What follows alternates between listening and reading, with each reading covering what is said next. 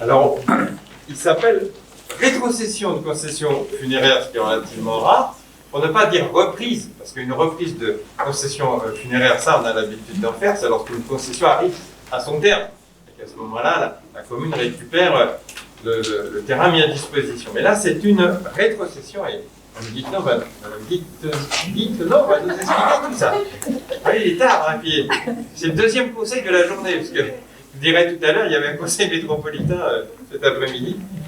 Donc la rétrocession, tout à fait. Donc en fait, il s'agit de Monsieur Trichet qui a acquis une concession pour 30 ans au cimetière de la commune, donc la concession 1070, et il l'avait acquis donc en mars 2018 pour son épouse décédée.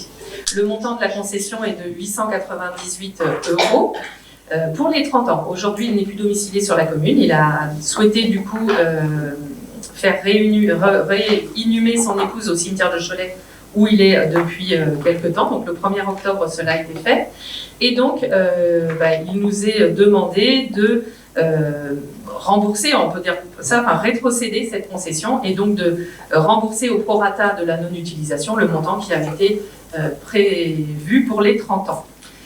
Et donc ce montant qui est prévu, c'est 879,63 €. Évidemment, ça nous permettra de remettre à disposition cette concession aussitôt. Alors, ce n'était pas une concession de pleine terre de 2 mètres carrés, c'était une concession de cavure, de petits espaces.